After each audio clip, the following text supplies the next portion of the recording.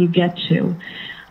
There is qualifications that you have to meet, and if you have a high school equivalency or an associate's, that is a 2-year education degree, then you have to have a minimum of 5 years experience in project management, as well as 7,500 hours to become eligible to take the test. I'm going to talk a little bit more about these hours in a second. You also have to, for both categories, have 35 hours of education within an 8-year period. And this is pretty easy to do if you've taken the Project Management Fundamentals class out on Learning at IBM. This will qualify for your 35 hours. If you hold a 4-year degree or higher, I'm sorry, there's no extra credit for advanced degrees, you have to have at least 3 years experience in project management and 4,500 hours of project management task-related work that you've led and directed in order to qualify for the test. Okay, so again, if you have high school or 2-year equivalency, it's 7,500 hours and 5 years of experience.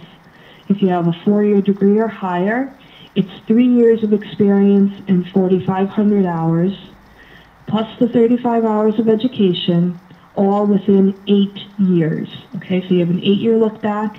It doesn't matter if it was in IBM or not. It's just basically 8 years of your career. Within that 8 years, you have to have either 3 or 5 of project management and meet 7,500 or 4,500 hours of education. On this slide, you will see that there is a link that will give you reference to the handbook out on the PMI website, which will go into great gory detail of this information, but this is basically, the overview and the quick summary. Now, it is so important that when you are reviewing your hours that you have available to you, that you focus on tasks that you've led and directed. And another slide here, I'll talk about the different process groups.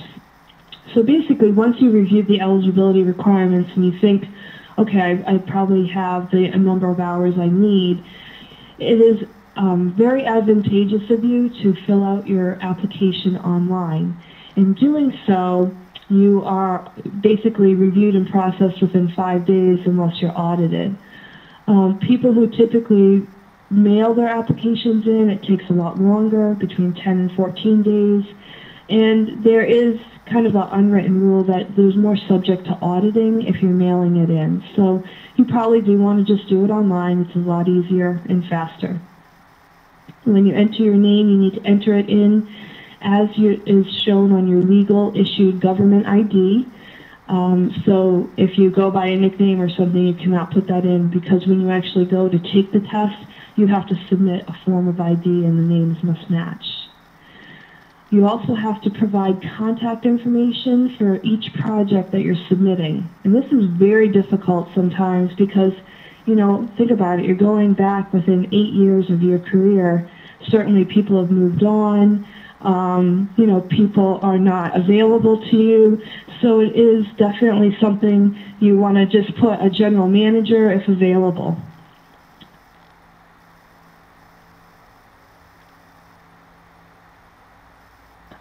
Also, you want to, if you don't have the managing project person's name available, you could also put like a coworker or someone that will basically vouch that you led and directed these tasks.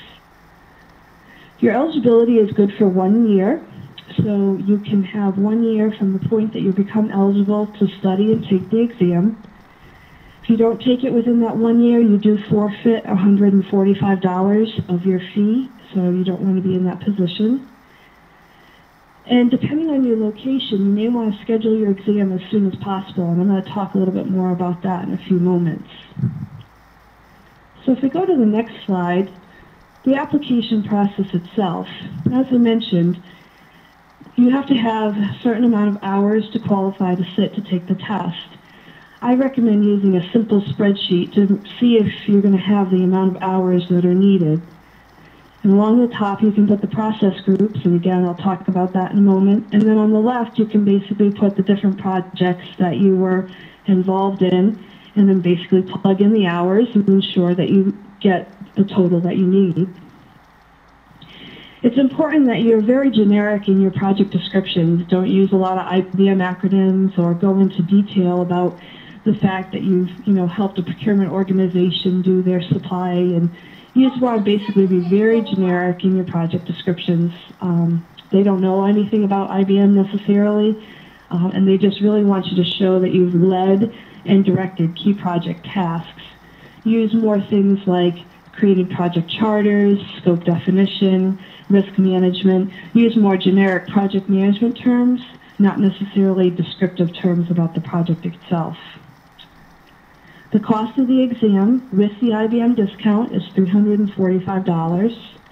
The discount code can be entered on the first page of the application under the organization code. So basically you need $345 plus $129 to meet your requirements to take the test from a financial perspective.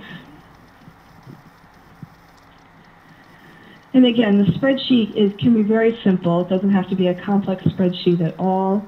And you can just create that basically within any application that you might have.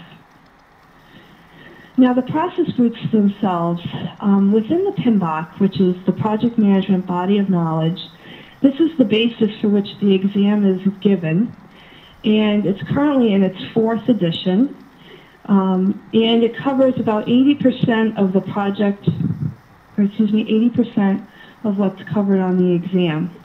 These 5 process groups are very important because not only do they help you with the breakdown of the test, but they also are part of what you have to meet from an eligibility perspective. When you are designing your projects for the application, you need to ensure that you have a consistent amount of hours across initiating, planning, executing, controlling, and closing. Not all your projects might have initiating and closing work, but at least some of them must in order for you to become eligible. Initiating is basically recognizing that the project will begin and committing resources to do so. Planning is just that, developing a workable scheme to address the project tasks. Executing is ensuring that the plan is getting carried out. Controlling is ensuring that the project is in control from a financial scope and schedule perspective. And then closing is formally accepting that the project is finished and handing over any documentation required. So, and again, there's a lot of detail on this on the PMI website that you can go out and review, but bear in mind that when you're going through the eligibility process, you need to have enough of your hours spread out over these 5 groups. And it is also how the exam is broken down.